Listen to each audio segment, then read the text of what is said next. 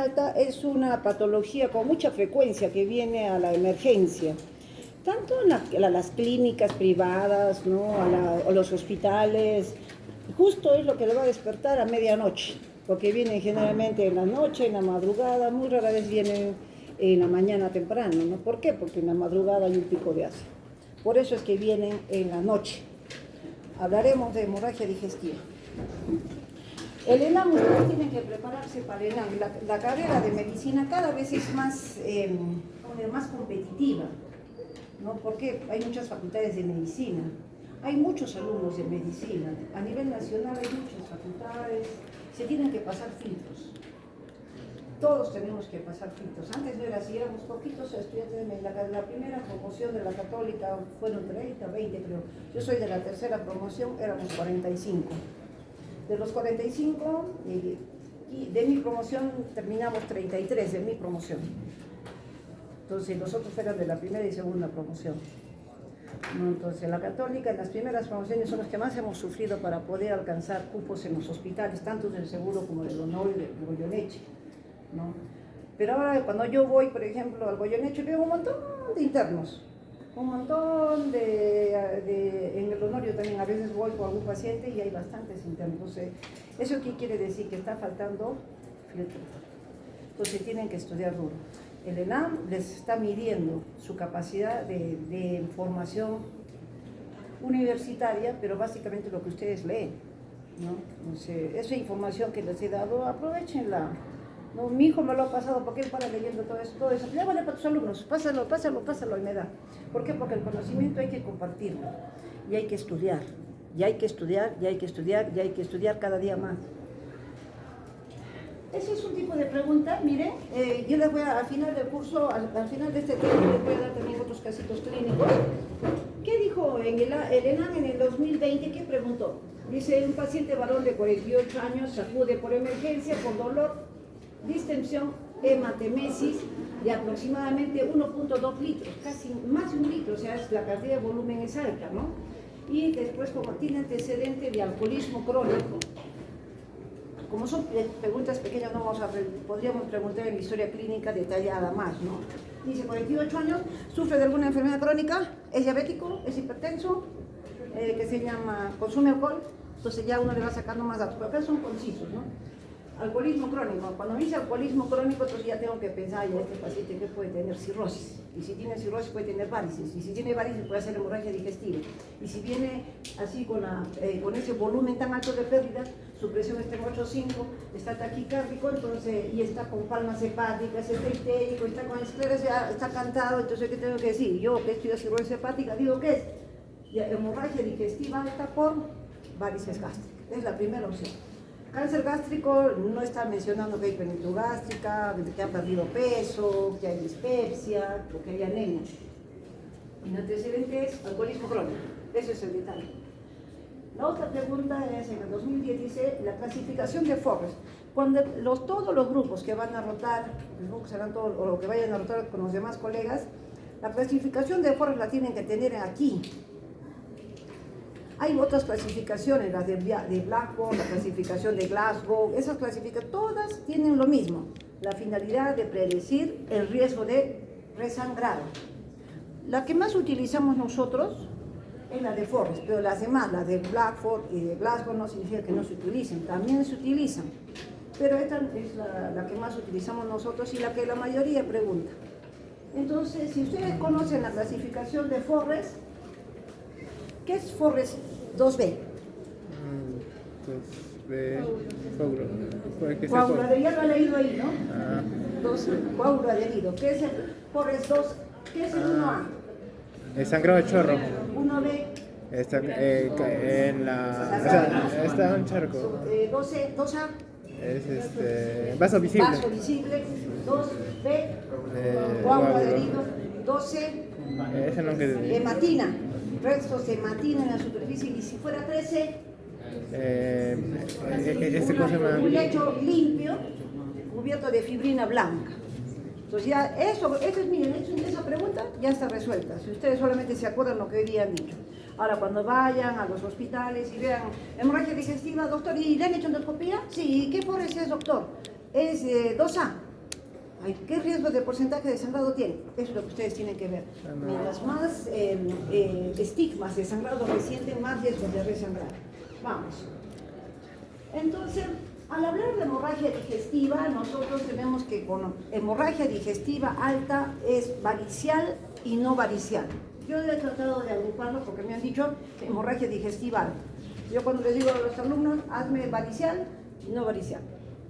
Entonces tenemos las causas más frecuentes por las cuales el paciente viene en la consulta o ha debutado por hemorragia digestiva es las úlceras pépticas, úlceras gástricas o úlceras duodenales, que son las más frecuentes y el 42% de causas de hemorragia digestiva. Y la que le sigue en frecuencia como causa de hemorragia tenemos las varices gastroesofágicas. Las demás patologías, esofagitis, tumores, pólipos gástricos, lesiones vasculares, un divertículo esofágico, puede tener un pólipo gástrico o esofágico, un cáncer de esófago, un cáncer gástrico, todas esas patologías que puedan producir hemorragia digestiva.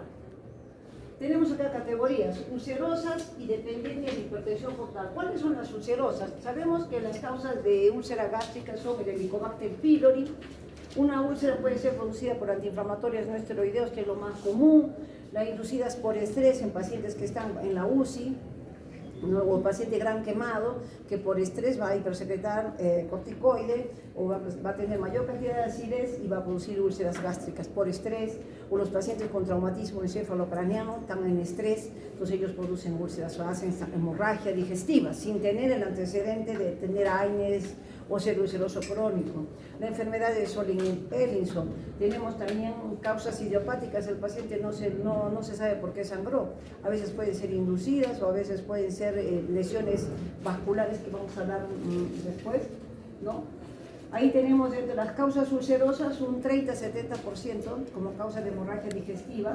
Las causas erosivas o inflamatorias tenemos, por ejemplo, ya hemos visto la péptica, la inducida por antibióticos, antiinflamatorios.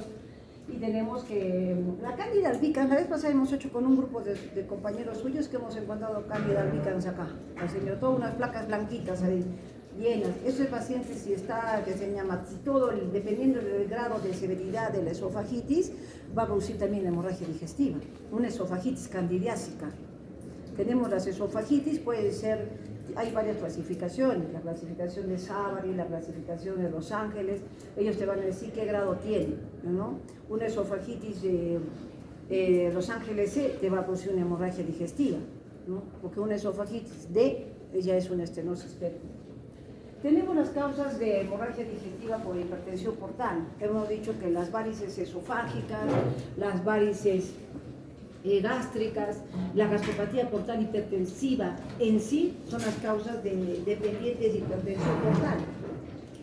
La gastropatía portal hipertensiva también es una consecuencia de la hipertensión portal. También puede el paciente cursar con hemorragia digestiva.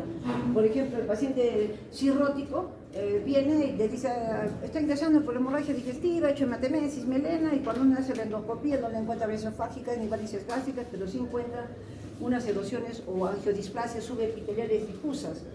O sea, eso se llama gastropatía portal hipertensiva, y eso es el tratamiento, casi es prácticamente muy difícil y el pronóstico es malo. Tenemos también malformaciones vasculares, ya la vez pasada hemos visto con un grupo, por ejemplo, las ectasias vasculares, que son problemas de la angiogénesis, la lesión de Delafoy, en el cual yo quisiera ponerla en la idiopática, porque es un poco discutido, porque a veces el paciente ingresa, por ejemplo, otro día mandaron de a una paciente con hemorragia digestiva y ya hacen endoscopía y no se encuentra punto de sangrado. Yo digo, pero si han visto sangrado, ¿cómo no han visto bien? Entonces, vuelven a hacer endoscopía y no encuentran. Lo mandan al seguro y le encontramos con restos de sangre y de repente vemos un puntito de sangrado y eso es como un vasito que emerge sangre y después se vuelve a esconder. Esa es la lesión de Delafoy. Son vasos anómalos de la mucosa que emergen y se vuelven a meter. Entonces, por eso es un rompecabezas. Entra el colega, no hay nada, el punto de sangrado, otra vez vuelve a sangrar, no hay nada, dice que no miran bien, ¿no? Entonces, cuando vienen acá, cuando uno tiene, como se hacen más las endoscopías, ya tenemos pues más experiencia de poder encontrar los puntos de sangrado. Malas lesiones vasculares, por ejemplo, también el Redu-Weber, que hemos visto, yo he visto básicamente en pacientes con problemas en recto. Las angiodisplasias, los tumores ya pueden ser benignos o malignos, Dentro de los tumores benignos tenemos los leiomiomas que pueden ser ulcerados, podemos tener que se llaman los GIS, que son tumores malignos que también pueden ser ulcerados, las lesiones subepiteliales que pueden ser ulceradas, por eso lo ponen de los tumores benignos 2,8%. Y ya los tumores en sí, el adenocarcinoma, el grupo de la mañana ha visto un adenocarcinoma que ya es la segunda vez que le hacen endoscopía y le han hecho ablación con argón plasma, ¿no? ¿Quién hace a la mañana?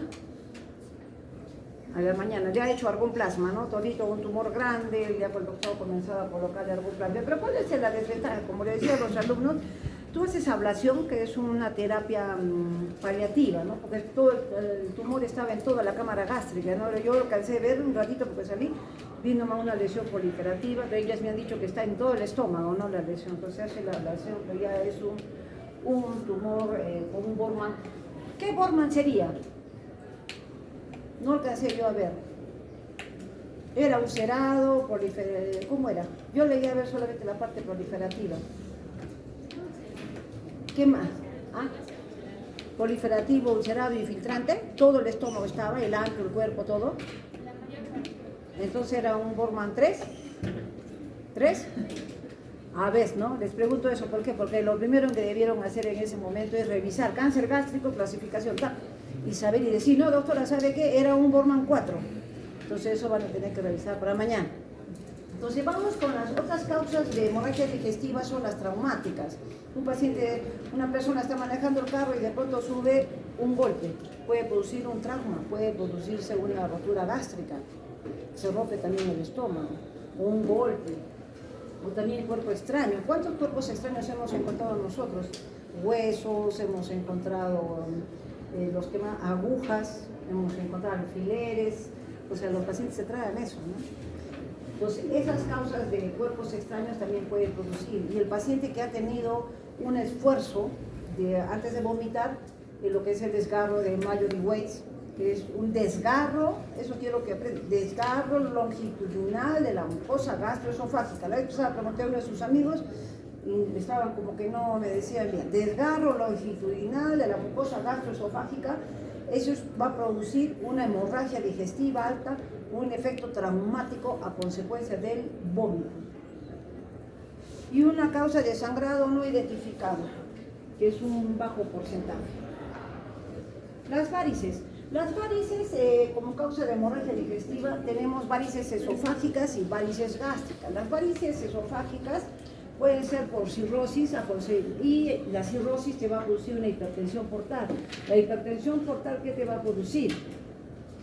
Un aumento de la gradiente del porto cava. O sea, si un paciente, yo tengo cirrosis y la vena porta quiere ingresar al hígado, ya no va a poder, no hay flujo, porque hay el hígado está todo fibrosado y no puede ingresar el flujo portal normal. Por ende, la porta se dilata, aumenta la presión de la porta y aumenta la dilatación de la vena esplénica. Entonces eso se mide con el ecodoppler abdominal para ver el flujo portal.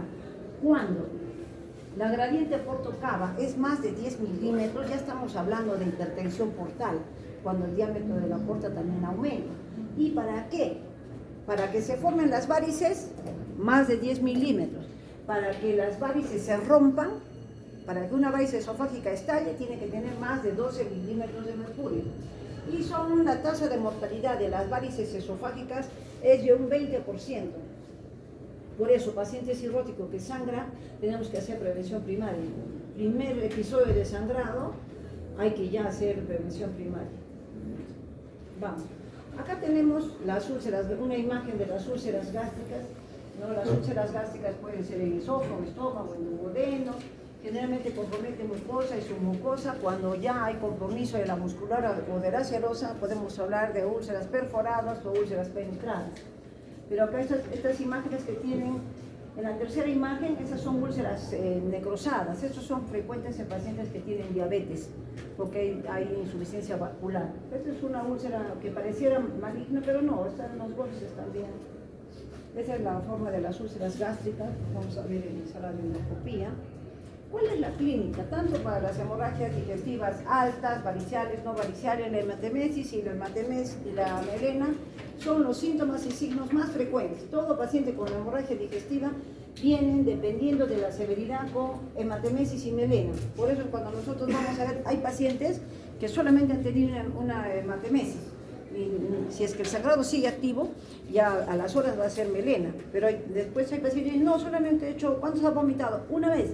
Y no he hecho deposiciones, no he hecho deposiciones. Entonces eso me va a decir que el sangrado es mínimo, ¿no? Y cuando por ejemplo me dicen, no, he hecho 2, 3 hematemesis, y entonces ya estoy pensando que me va a ser melena, ¿no? Y clínicamente yo tengo que ver si está pálido, le hago el tacto rectal para ver si hay melena, si está líquido, si está sólido. Si está sólido ya está parando, si está líquido va a seguir sangrando, ¿ya? Entonces sabemos que la hematemesis es la emisión de sangre por la boca, ustedes ya lo saben. Y esta sangre, ¿por qué tiene mal aliento, mal olor? ¿Por qué? Porque es negra, como dijimos la vez pasada.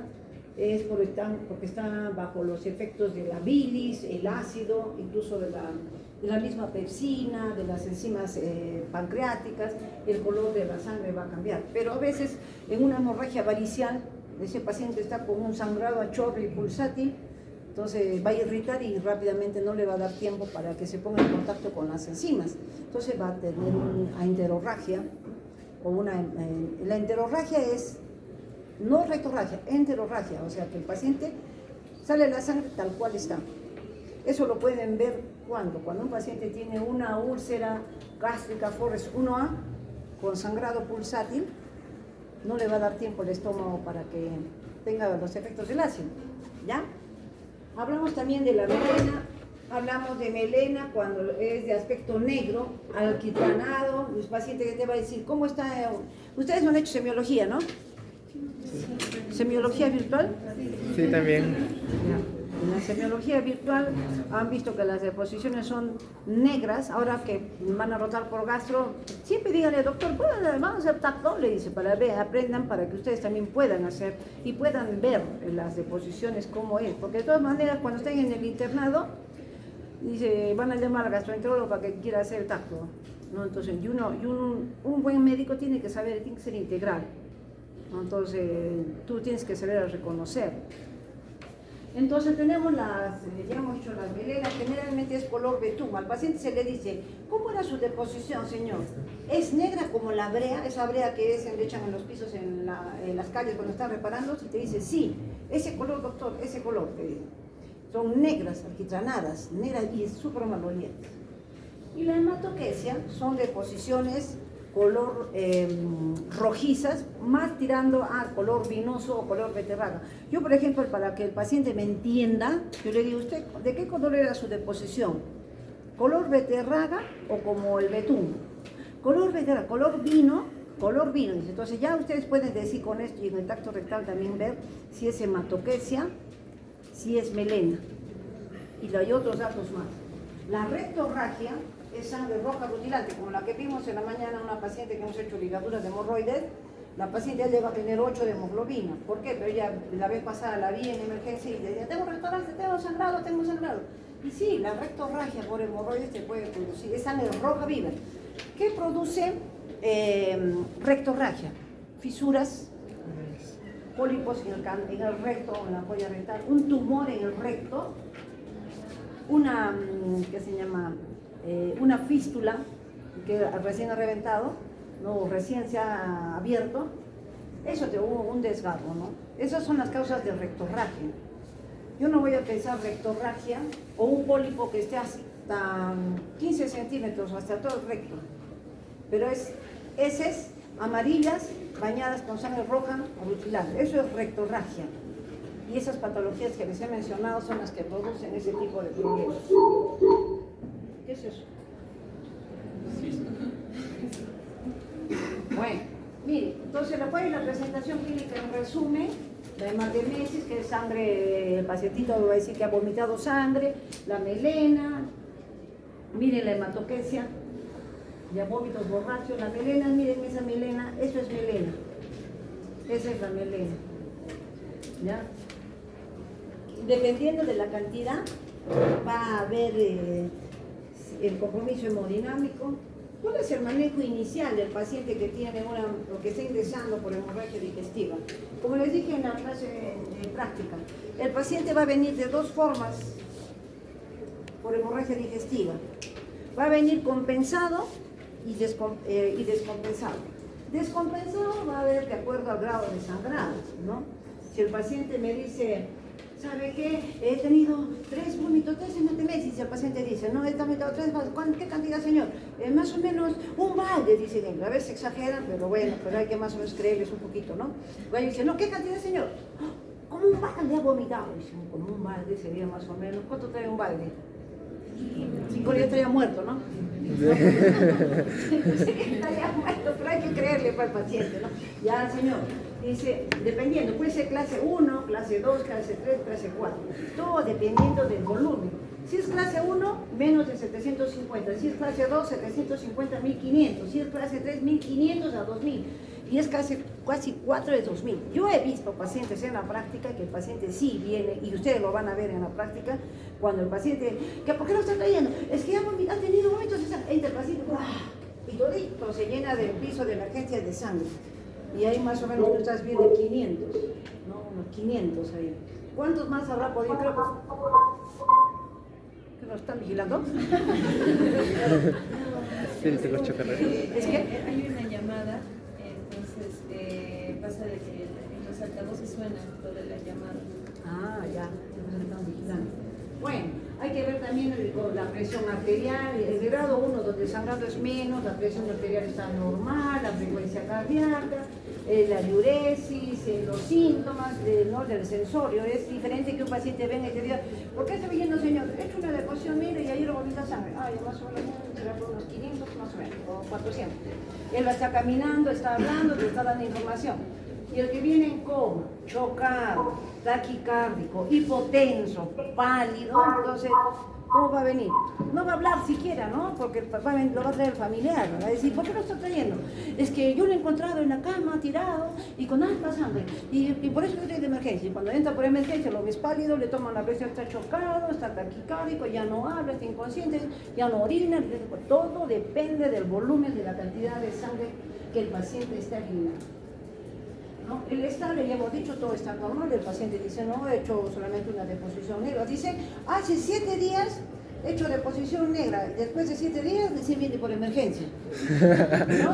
Lo que hace 7 días le viene por... Entonces está bien, pues está, pero sí a salvar. ¿No? Entonces ese es el paciente estable. Cuando está inestable, tenemos inestable el paciente, como dice, entra por shock trauma, ya pues se hace la enfermera pone una vía, o pone un catéter, hay que poner un catéter dependiendo de su estado, ¿no? Hay que pasarle volumen, hay que colocarle expansores de volumen, hay que ver las funciones respiratorias, el ABC de la medicina, ¿no? Hay que aplicar eso que ustedes han aprendido en la práctica, en su teoría, hay que aplicarlo rápido nomás, porque si no también el paciente se muere. Entonces, ¿qué se hace? Todos los exámenes de laboratorio, ¿sí? ¿Qué? Inestable se le hace en 6 a 24 horas. Claro, si el paciente viene inestable, no, pues primero tienen que estabilizar al paciente. Por ejemplo, si es un paciente que ingresa chocado, no me voy a matar llamando al gastroenterólogo, ¿no? Entonces primero tengo que ya ponerle su vía, su catéter, ver su hemograma, cómo está su perfil de coagulación, cómo está su estado hemodinámico. Una vez que ya lo he estabilizado, lo llamo al gastroenterólogo, doctor, ¿sabe qué?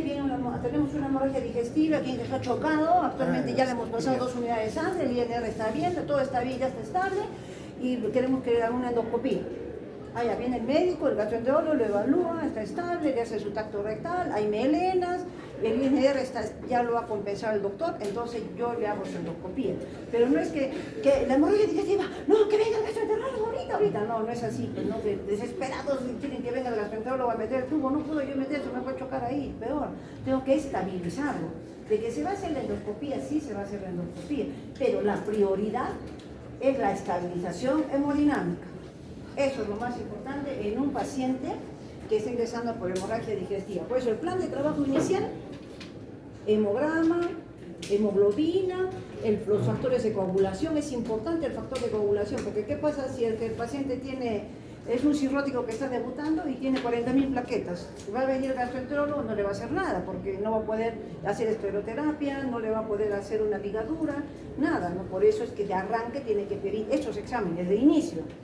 Cosa que cuando viene el gastroenterólogo, ¿cuántas las plaquetas? Ay, están en 80.000. ¿Sabe qué, doctor? Pásale de dos concentrados plaquetarios El INR está en 2. Ay, así no voy a hacer pues nada, tengo que pasar el plasma para que yo pueda hacerle algo. Entonces, no es de que se va a hacer, sí se va a hacer, pero en condiciones óptimas. Ya es una escopía. En caso de que la hemoglobina haya reducido a menos de 7, se tiene que transfundir sangre. En la mañana vimos a esa paciente que llegó a tener, ¿cuánto de hemoglobina tuvo? 4, creo. 4, ¿no? 3 unidades de sangre le han pasado a la señora.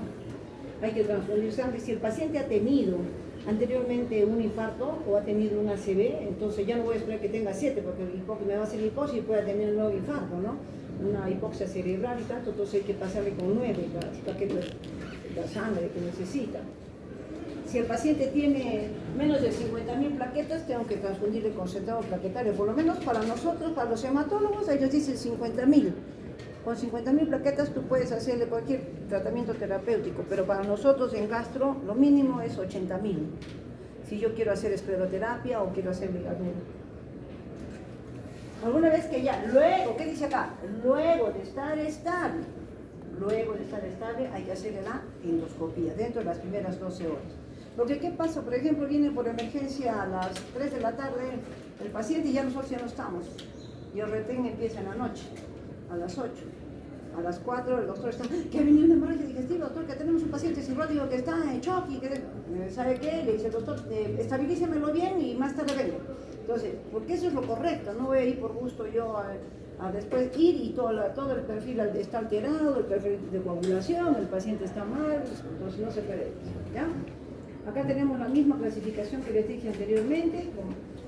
Acá está la pérdida de sangre, hay que evaluar el pulso, la presión, la respiración, hay que ver si está orinando o no está orinando, la clasificación de glauco para ver si está consciente o no está consciente, hay que ver su medio interno, hay que ver si necesita hemoderivados para ver si le vamos a poner plasma, plaquetas o sangre, y hay que observarlo, hay que monitorizar a esos pacientes. ¿Ya? La fluidoterapia hay que ver si está estable, ponerle su suerito, ¿no? Si no lo necesita, puede estar esperando ahí nomás con alguna destrocita sin necesidad de poner expansores de volumen, nada de eso. Hay que ver cómo está su diuresis para ver si no está haciendo falla prerrenal, ¿no? O déficit de fluidos puede hacer falla prerrenal.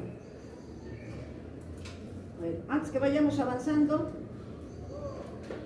les voy a presentar esto. Quiero, antes de seguir avanzando, me van a decir, ya, les voy a presentar este caso, ¿ya? Y después, a ver qué me van a decir. Dice, hombre de 43 años, sin enfermedades de interés, que acude por urgencias del hospital por 4 deposiciones melénicas en las últimas 12 horas. 4 deposiciones melénicas en las últimas.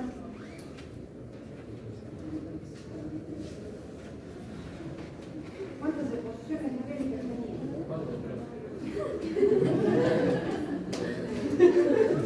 24 deposiciones melénicas en las últimas 12 horas. Refiere toma de antiinflamatorios en días previos. En la exploración física destaca palidez de piel y mucosas. Tiene una presión de 95 por 65 milímetros de mercurio y una frecuencia cardíaca de 110 por minuto.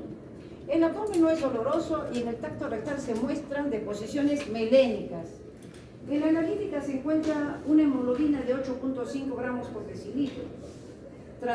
Tras infusión de suero salino y comenzar la transfusión de concentrado de Matías, la presión se eleva a 12/85 milímetros de mercurio y la frecuencia cardíaca se normaliza a 90. Se realiza endoscopía digestiva, urgencia en la que se encuentra coágulos en el estómago y una úlcera de 2 centímetros en el antro gástrico, con fondo de fibrina y una pequeña protuberancia blanco-grisácea de 3 milímetros en el centro de la úlcera. ¿Qué actitud tomarías? Les voy a poner, a los que se están durmiendo, a ellos les voy a despertar. ¿Qué actitud tomaría sobre lo que se ha presentado? Dice, 1. Dado que el paciente es joven, sin enfermedades asociadas y la úlcera ha dejado de sangrar, puede ser dado de alta precozmente con tratamiento con un inhibidor de bomba o si no, y erradicando el Helicobacter pylori, ese es A. 2. Retirar endoscopio, colocar una sonda nasogástrica para aspiración continua e iniciar tratamiento con inhibidor de la bomba de protones y somatostatina. 3. Tomar biopsia para la detección del Helicobacter pylori y retirar el endoscopio procurando no desprender el trombo de plaquetas y continuar el tratamiento farmacológico con administración intravenosa de inhibidores de la bomba. 5. Tratamiento endoscópico mediante inyectoterapia de adrenalina en la úlcera y colocación de un clip de paréntesis grapa metálica seguido de la administración intravenosa de inhibidores de la bomba.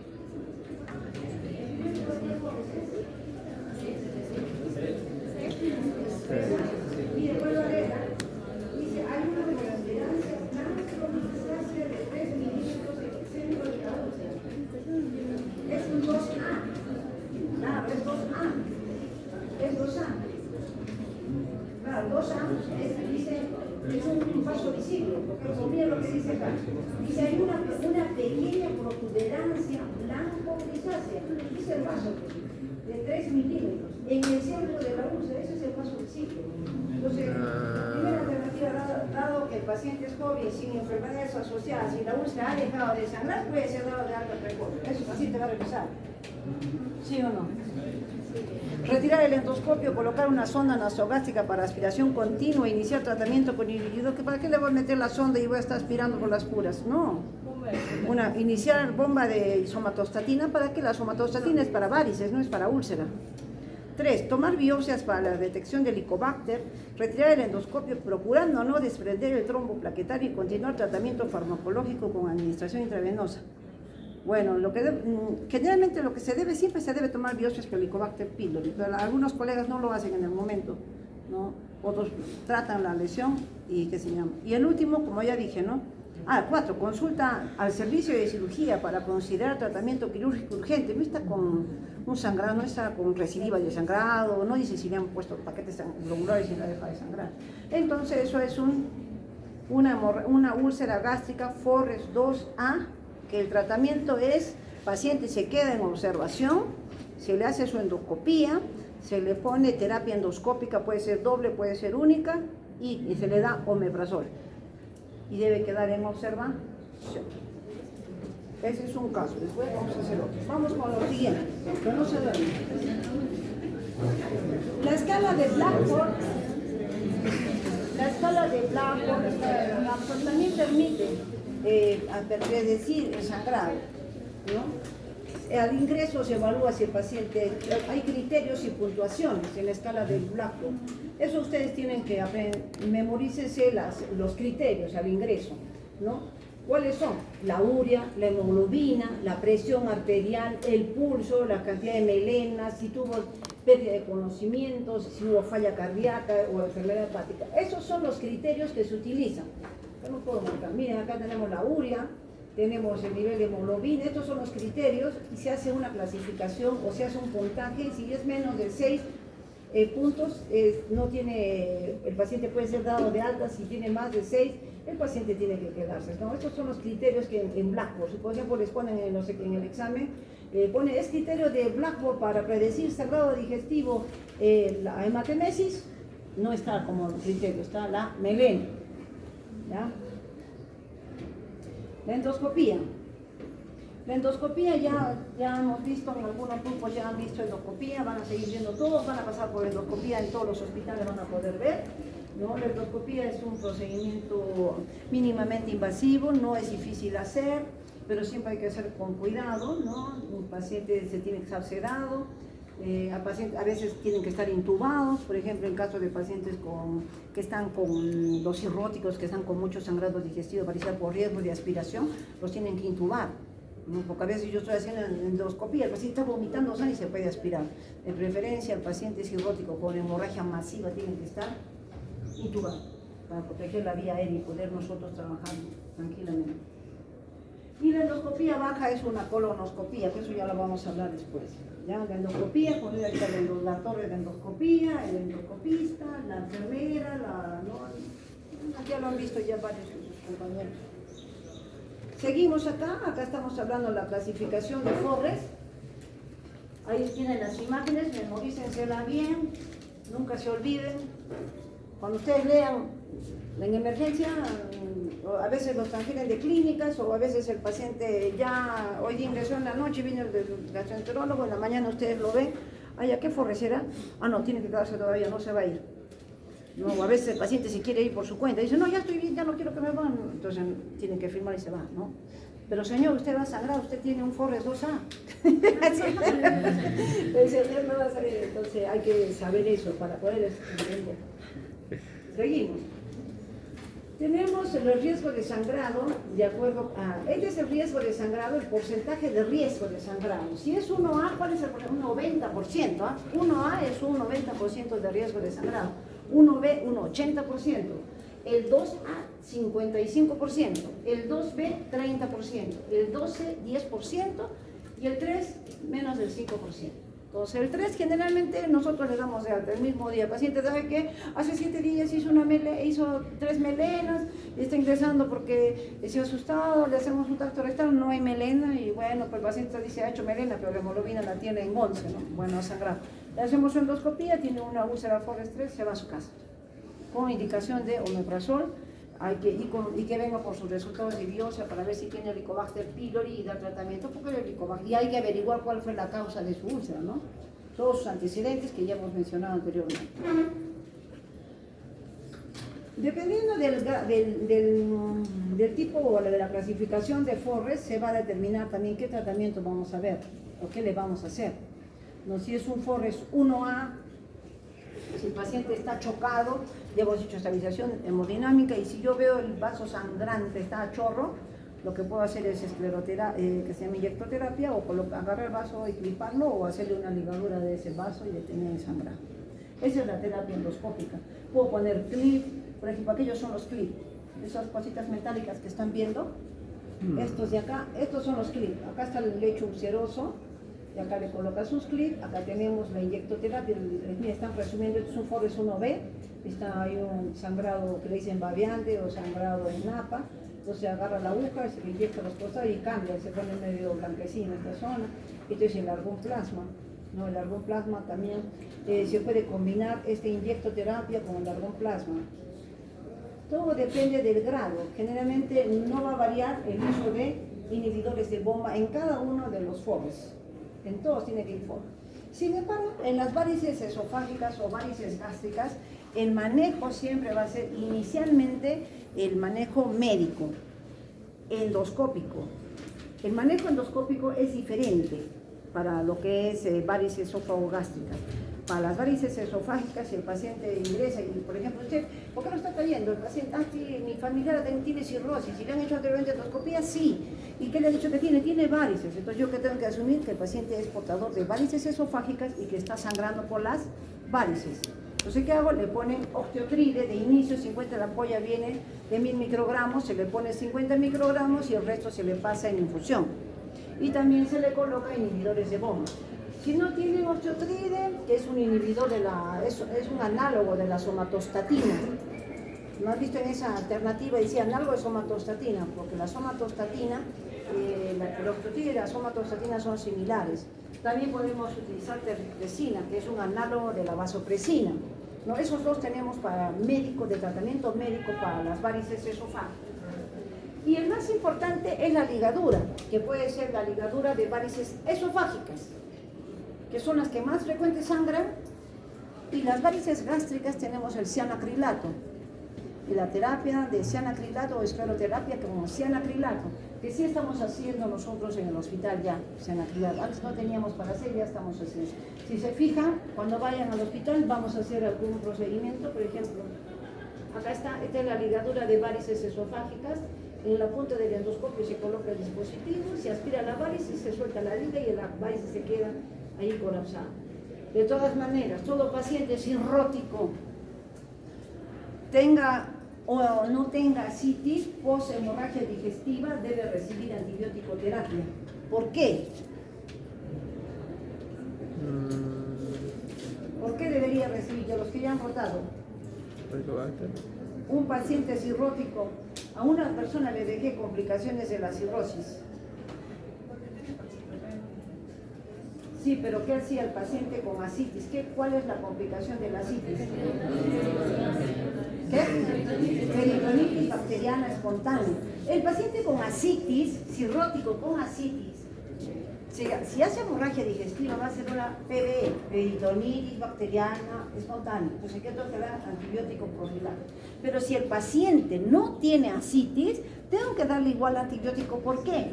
Porque toda esa sangre que se está tragando el paciente va a ser como alimento para las bacterias que están en la luz intestinal y van a producir mayor cantidad de amonio y va a producir mayor encefalopatía hepática. Por eso que a los dos tengo que darle antibiótico terapia. ¿Ya? Vamos, en última instancia, debemos, si el paciente que ha hecho hemorragia digestiva por varices, el manejo de las úlceras gástricas no es difícil. Lo que más tenemos miedo es a las úlceras gastroesofágicas. A una endoscopía con una úlcera ahí, a papa, le meto su inyección o le hago su ligo, le pongo su... No hay problema de eso. Pero las varices esofágicas se hacen su ligadura, pero a veces hay pacientes pues que, ¿cómo te digo?, que no colaboran, o el paciente tiene unas varices horribles, o tiene las plaquetas en el suelo, y el INR está muy prolongado, entonces... O el paciente le haces una sesión de terapia y endoscópica y sigue con sangrado, entonces ¿qué hace? Se coloca las sondas de Sengstack. La sonda de Sengstack-Blackmore es una sonda que tiene un balón en el esófago, tiene un balón en el fondo.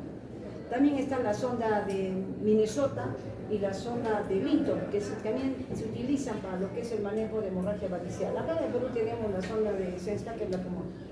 ¿Ya? Entonces se insufla el balón del fondo para comprimir las varices gástricas y las varices esofágicas se insuflan a determinada presión. Eso es una alternativa, es como se dice, lo último que podemos hacer, ¿no? El riesgo de que se pueda perforar el esófago, porque como hace presión, los balones inflados acá hacen presión, porque solamente es una terapia mecánica. Recuerden que estamos ante un cuadro de hipertensión portal. Si la mucosa se pega, si el balón se pega mucho y al momento de desinflar se despega, otra vez comienza a sangrar. O si yo le aprieto demasiado, le pongo mucha presión, voy a producir... ¿Cuánto mide la pared del esófago? ¿No? 1,5 milímetros. Entonces se va a perforar. O sea, tenemos que tener mucho cuidado. En casos extremos se puede utilizar eso. Otras formas de que, por ejemplo, el paciente ya le hemos hecho endoscopía, no sigue sangrando, le hemos hecho la zona de Sengstack, sigue sangrando, entonces lo que hacemos, el otro tratamiento es el tratamiento de la colocación de los TIPS. ¿Quién hace la terapia del uso de los TIPS? El radiólogo intervencionista. Son unos pequeños dispositivos que se colocan a nivel de la estructura hepática.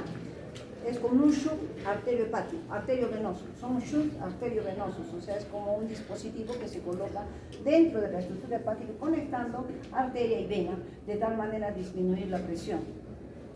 El inconveniente de estos TIPS que van a causar cuadros de encefalopatía hepática a repetición. Ese es el problema, pero eso también hemos visto pacientes en caso de que no mejore con tratamiento.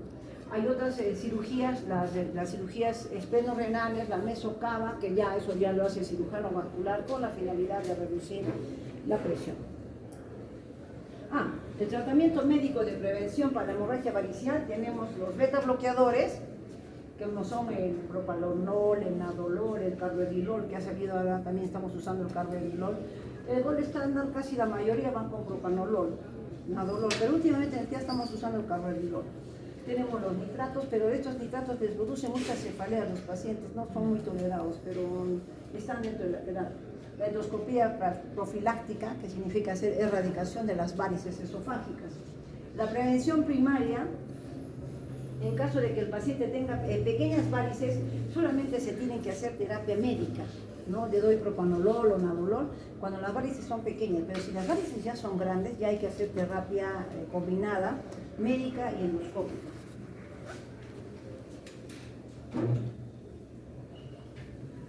La otra escala de prevención de resangrado,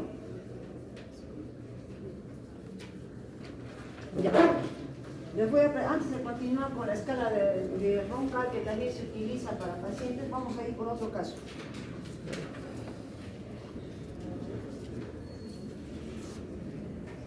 A ver, tú léelo. Yo lo leo.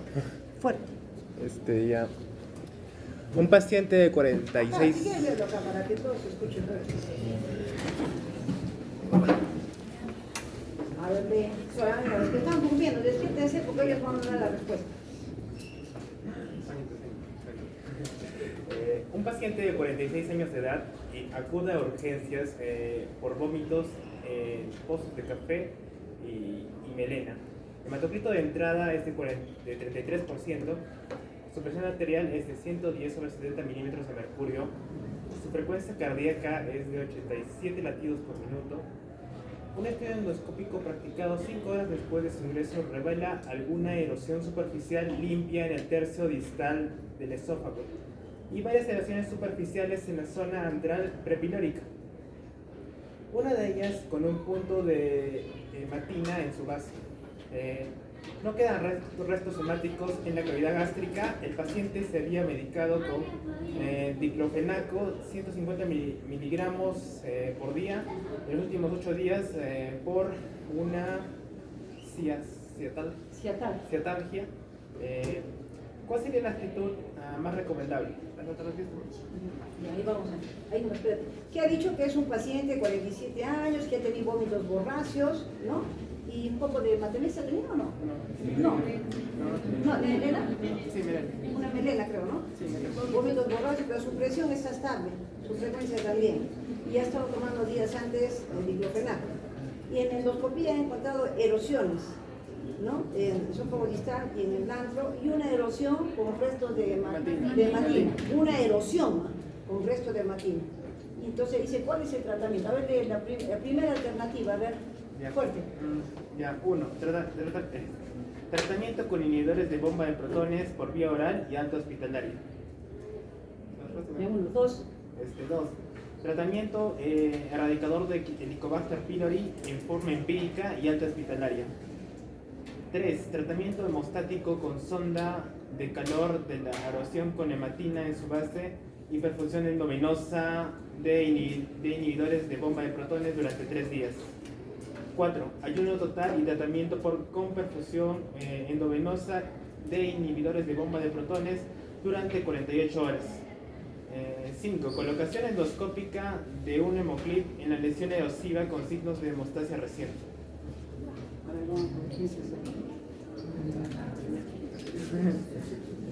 ¿Aquí? Y allá al fondo, la línea que está al fondo. Tú, a ver, ¿cuál es la alternativa correcta? ¿Qué es lo que haces? Si han captado bien la descripción, lo que yo he entendido que el paciente está estable. Sí. Está estable, le han hecho endoscopía, hay por ahí una erosioncita y ¿cuál es el tratamiento? ¿Cuál es la conducta a seguir?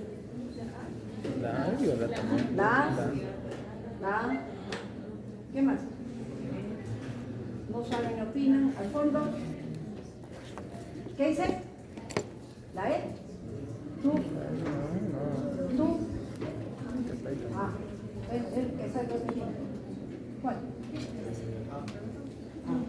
Creo que tiene ahí la alternativa. Bueno, ya. Muy bien. Es la A. Se da cuenta que es un paciente que ha venido con buena presión, ha hecho una melenita, creo, está estable. Y la endoscopía solo tiene erosioncita. No menciona ni una úlcera. ¿Para qué le va a hacer tratamiento hemostático? Ponerle si no necesita. Se va a su casa con tratamiento con omeprazol, nada más. Sí, cuando Ya habrán tomado pues como biopsias, ¿no? Para el Helicobacter ya será después en ese momento. Vamos, sigamos. Acá la escala de Roncal, como les dije, son otra escala aparte de la de Blackboard que permite determinar el grado de riesgo también de resangrado. También se da la puntuación. ¿Cuáles son los criterios que se toman? La edad, si está con compromiso hemodinámico, si tiene alguna comorbilidad, si tiene un diagnóstico endoscópico que de severidad, si tiene estigmas de hemorragia reciente. Esos ustedes tienen que ponerle su puntaje y que se llama y decir cuál es el que más riesgo tiene. Si tiene bajo riesgo, tiene de 0 a 2 puntos. Si tiene medio, de 3 a 4 puntos. Y es alto riesgo de sangrado, de 5 puntos. ¿Cómo lo van sumando? Por ejemplo, si el paciente dice tiene la presión menos de 60 años, que tenga 30 años, puntaje 0, ¿no? Si tiene, por ejemplo, ha venido estable, Entonces, para eso les decía, del chico, ese es el caso, pues del chico, expliquen la escala y él no tiene mayor, ¿cuál es el manejo? Se va a su casa, se queda, para eso son esos criterios, para definir cuál es el manejo a seguir de estos pacientes. Ahora, este es el algoritmo que quiero que de salud para el manejo de lo que es el tratamiento de pacientes con hemorragia digestiva alta. Ya está esto listo para que ellos manejan la escala de Blackboard y Glasgow. Nosotros lo manejamos endoscópicamente, para nosotros en gastro manejamos la escala de Forbes para determinar. ¿Ya? Ahí tienen, revisen ese algoritmo, les va a servir bastante para la práctica. ¿Ya? Vamos con la siguiente. Esta es la continuación del algoritmo, eso imprímanlo, revísenlo, apréndanselo bien. Bueno, vamos a hablar ahora de la hemorragia digestiva. Vale.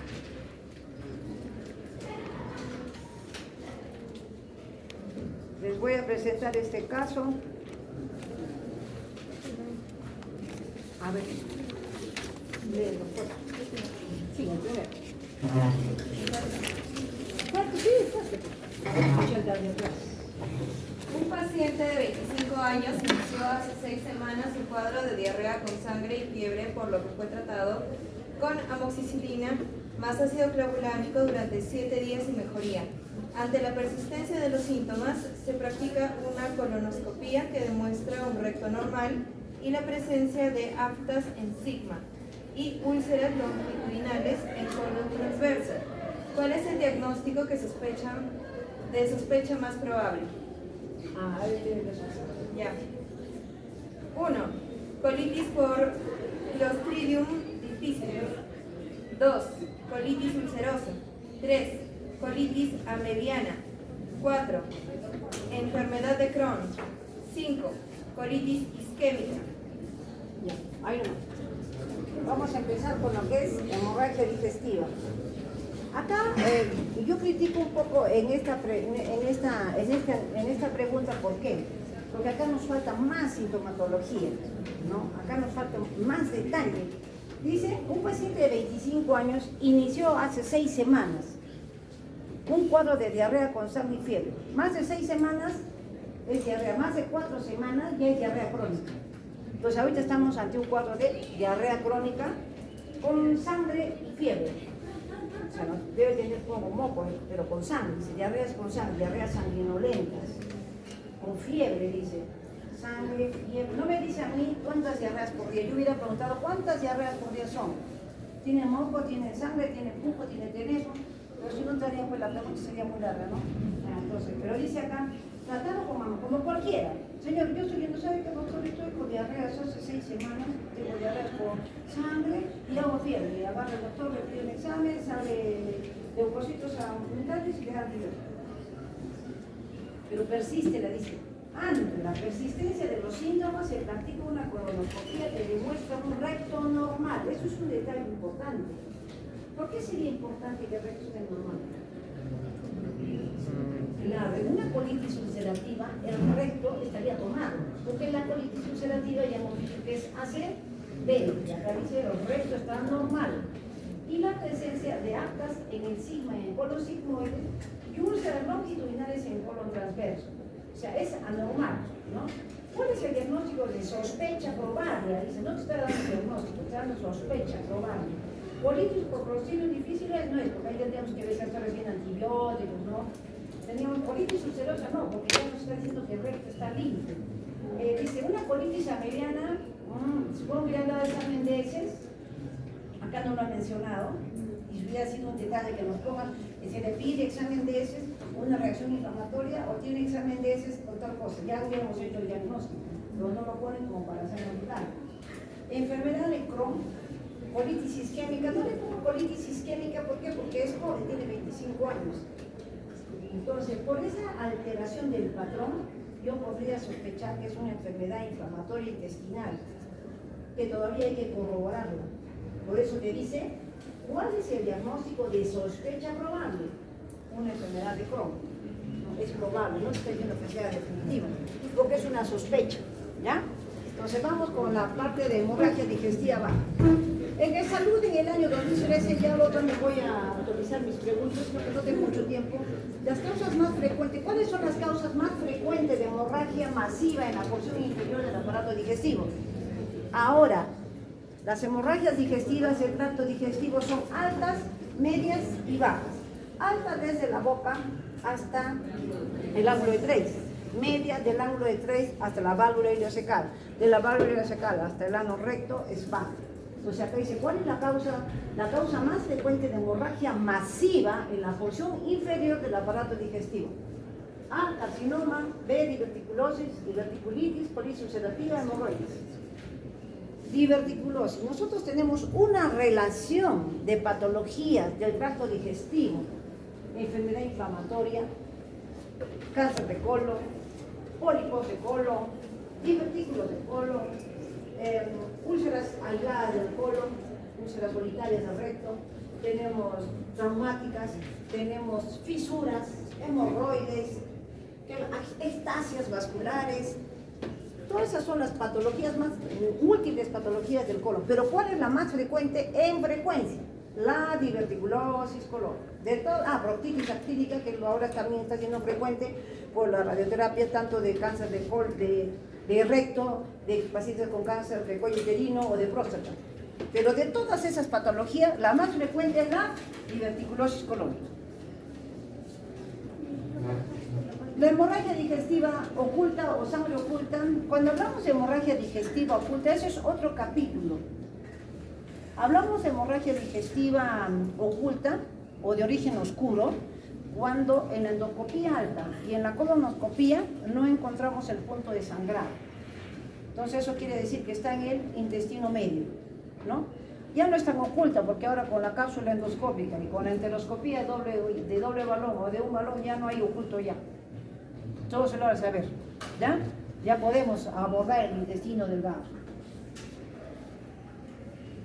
Ahora, incluso si yo estoy sospechando una hemorragia de origen, pues dicen, le he hecho la endoscopía alta y la colonoscopía y el paciente dice, pero yo vení con melena, yo he hecho deposición negra, dice el paciente. Digo, doctor, yo he hecho melena y trae la hemoglobina baja, entonces, pero no está endoscopía, colonoscopía, nada. Un T-venongenesis y sale positivo. Entonces el paciente está sangrando en el intestino medio. Ya te está haciendo, sabes que está sangrando. Y así vienen los pacientes. No, se les hace endoscopía, alta y baja y no les encuentra nada. Ya como ya le hemos dicho la clasificación, vamos siguiendo. Esta es una cosa que les he mencionado un poquitito porque, por ejemplo, las hemorragias de origen oscuro casi muchos no los tocan, pero también ahora se está haciendo un poco frecuente. ¿Por qué? Porque vienen en la consulta pacientes con anemia y sin causa aparente y sin pérdida evidente. Y en toda la experiencia que tengo de todos los pacientes que hacemos cápsula endoscópica y enteroscopía doble balón, la causa más frecuente de hemorragia de origen oscuro son las angiodisplasias de intestino delgado. Y tenemos que hacer la coagulación con argón plasma. También tenemos enteropatía por AINES, porque a veces hemos venido pacientes que le hemos dicho, no, pero yo he hecho reposición, ¿y qué está usted tomando días antes? Ah, me estuve tomando naproxeno, ya alta y baja, y de pronto los metemos al hilo y le encontramos una úlcera. También los AINES no solamente producen úlcera gástrica ni colitis por AINES, también pueden producir úlceras y lesiones en el intestino delgado. La enfermedad inflamatoria intestinal, la de intestino delgado, también puede producir una causa de porque no todas son como las que ustedes ven en el libro, ¿no? Todos los granulomas, así como están en la literatura. No siempre es así la enfermedad inflamatoria de Crohn, dependiendo del grado de avance que tenga la enfermedad o la forma de debut. Tumores, intestino delgado, hemos encontrado también que se llama pólipos, intestino delgado, el divertículo de Meckel también como causa de hemorragia digestiva, las causas, pacientes que han tenido linfomas y han recibido radioterapia, hacen enteritis actínica, la lesión de Delafont que puede estar en todo el tracto digestivo, ¿no? Pero más frecuentemente en el estómago y en el colon, pero también puede haber en el intestino delgado, ¿no? Los antiinflamatorios no esteroideos. Y esta patología pancreática, eso no es muy frecuente, pero en los gringos parece que a ellos sí se les presenta. ¿Cuáles son los factores de riesgo o cuál es la forma de presentación? Los factores de riesgo para una hemorragia digestiva baja, como hemos dicho que la diverticulosis es la causa más frecuente, ¿y en quiénes es más frecuente pues la diverticulosis? en los adultos mayores. Pero a partir de los 40 años todos podemos tener divertículos en el colon.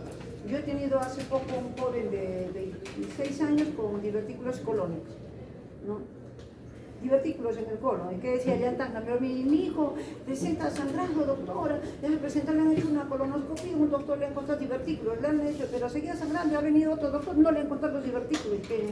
Ahora, pero mi hijo, y me manda su foto de las heces ahí con sangre. Entonces, pues, ¿qué hago?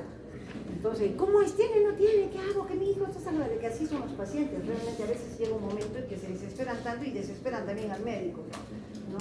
Entonces, le hago la colonoscopía, le digo, hay que discernir, ¿existe o no existe? No puede haber dos colonoscopías distintas. Entonces, yo le hago la tercera y encuentro los divertículos, o sea, sí existieron. Pero no eran los divertículos la causa del sangrado, eran sus hemorroides. Eran hemorroides del canal del ano que le estaban produciendo su sangrado. Bueno, pero los divertículos son más frecuentes en personas adultas mayores, ¿no? Tratamiento, estos pacientes para que hagan hemorragia diverticular están recibiendo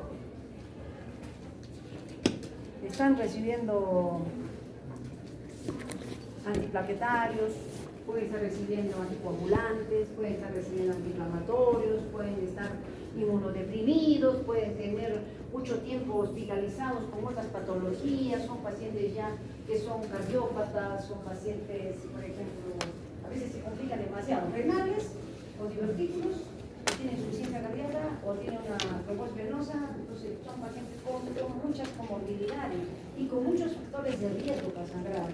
Normalmente los divertículos no deberían sangrar, ¿no? Normalmente, pero cuando hay factores de riesgo y cuando hay factores desencadenantes, los divertículos que deberían estar asintomáticos se complican. ¿Cómo se complican los divertículos?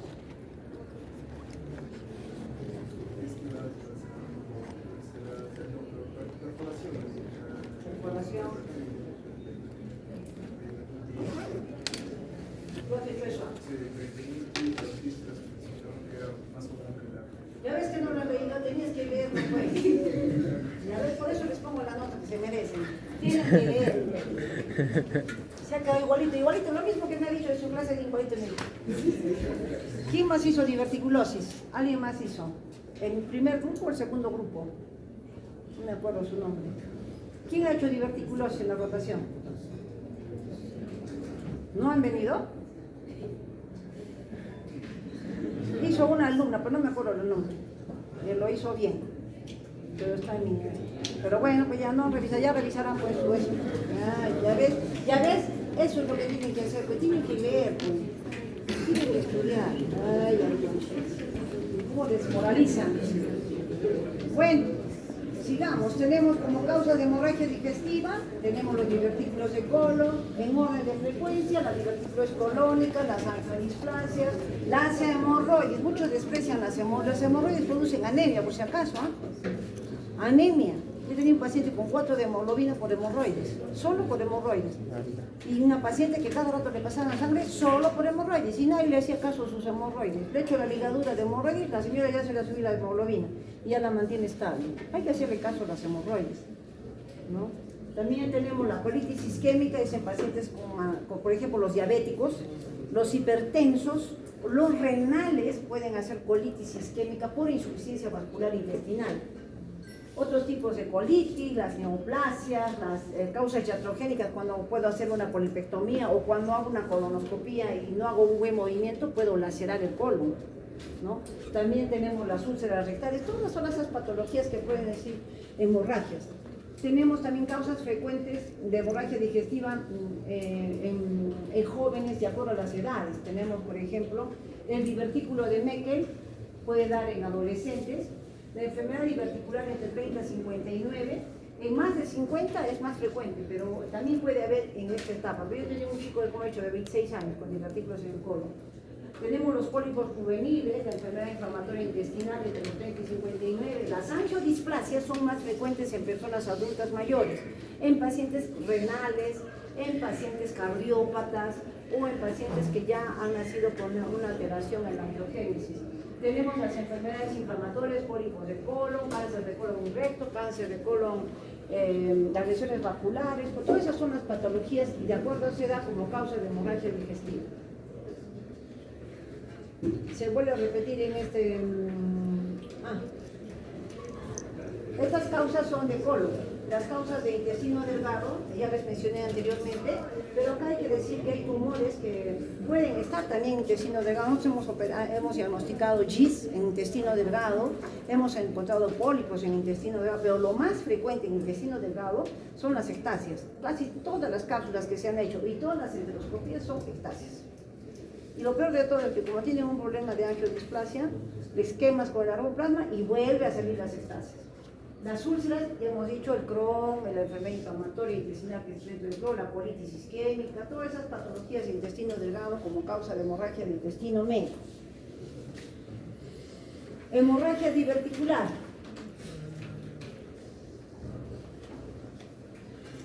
La hemorragia digestiva baja como etiología los divertículos van a producir generalmente sangrado digestivo. Las preguntas que siempre les hago y que las están en el examen. ¿Qué lado del colon sangra más? ¿Derecho o izquierdo? Izquierdo. Derecho, ya está escrito. Derecho, nunca se olviden. ¿Cuáles de los divertículos? ¿En qué lado sangra más? En el lado derecho son los más sangrosos, sangran pero terriblemente. Por la pantorrilla. ¿Y cuáles son los divertículos que más tienden a fiscalizar? ¿Del lado derecho o del lado izquierdo? Del lado izquierdo. Del lado izquierdo, donde el izquierdo fiscaliza más. ¿Cuáles son los divertículos que tienden a estenosar la luz del colon? ¿Del derecho o del izquierdo?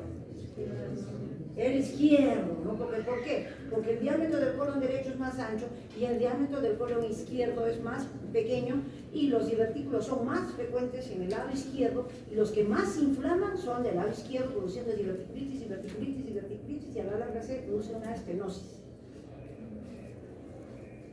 Ya, ¿cuál es la clínica? Ya sabemos que es un sangrado rojo rutilante o puede haber una sangre rojo vinosa, pues supongamos que todos los divertículos comienzan a sangrar en unísono toditos, van a producir una sangre rojo rutilante porque cada divertículo tiene su vasito. Comienzan a sangrar todos en conjunto y va a salir, pues, si el paciente tú lo ves con toda la sangre con coágulos, ¿no? Entonces esta es una sangre roja rutilante porque es un sangrado arterial. Y puede ser, el paciente es generalmente súbito, el sangrado comienza agudo y súbito. El paciente dice, ¿por qué lo está trayendo? Es que estaba durmiendo y de pronto comenzó a tener un cólico, dice, es típico, le dolía como un dolor, le torcía la barriga y le llamó al baño y comenzó a vomitar harta sangre, así dice el paciente. Y es cierto, así lo hacen los pacientes, ¿no? Generalmente el paciente está asintomático todo el tiempo y de pronto se levanta en la madrugada, va al baño y le torce su barriga y le da un cólico y va al baño y hace sangrado. Hemorragia digestiva baja, rojo rutilante. En algunos pacientes el sangrado es así, automático, no sangran de la nada. En algunos tienen hipertensión arterial y no está controlada. Y en algunos pacientes dicen, no, yo estaba bien, solo que se cayó y le pusimos unas inyecciones para el dolor y de ahí vino. Entonces, eso lo van a hacer ustedes con la historia clínica.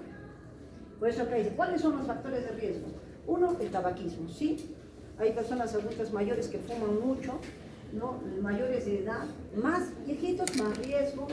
Los fármacos, todos aquellos que hay, aspirina, anticoagulantes, los obesos, los pacientes inmunodeprimidos, los pacientes que están mucho tiempo hospitalizados, ellos van a hacer hemorragia digestiva.